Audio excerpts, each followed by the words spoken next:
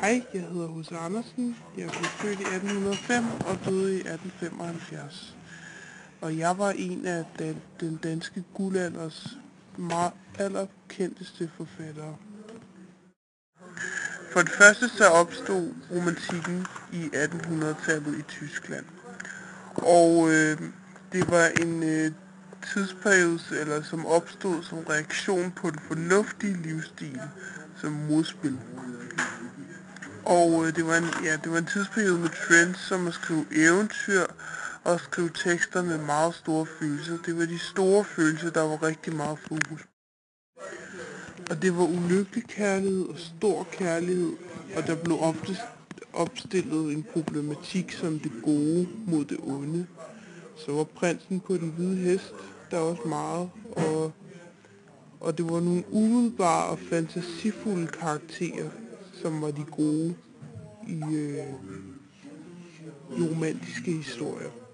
Og det var magisk, det var en trylleverden, og det var ligesom urealistiske forestillinger om hændelser og følelser. Og man fandt meget inspiration fra folkeeventyr og folkeviser. Og det var ikke kun følelser for andre mennesker, der blev opstillet, men også følelser for sit land og ting, man havde. Så noget her om romantikken. Romantikkens vigtigste temaer var kærligheden, historien og naturen. Centralt for romantikken var organismetanken.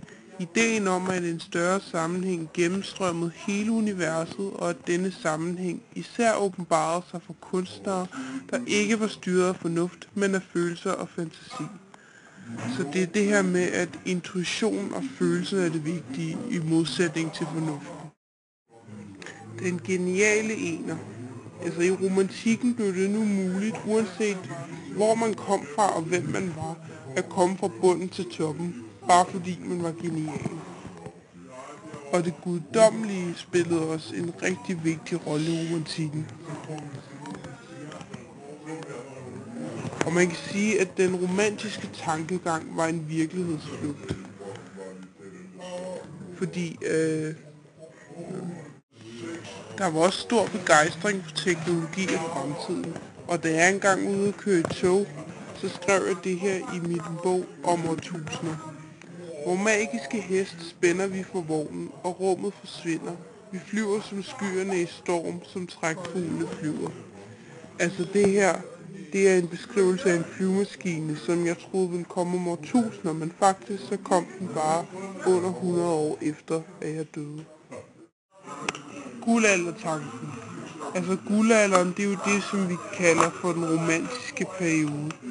Dette viser bare, at vi nostalgisk længes efter den tidsperiode. Men paradoksalt nok, så mente også digtere på den tid, og derfor skrev vi de digte, at vi levede under en tid, hvor verden gik at lave. Vi lånte forestillingen om en anden gloriøs fortid fra tyskerne, som lånte den af den græske filosofi. Og grækerne, de har så videre hentet tanken fra det gamle Indiens forestillinger om Kali Yuga. Bibelens syndefaldsmyte kan også spores tilbage til samme kilde. Kali Yuga, det er forestillingen om, at fremtiden bliver meget bedre. Så nutiden er simpelthen aldrig god nok for os mennesker. Vi drømmer altid om fortiden eller fremtiden.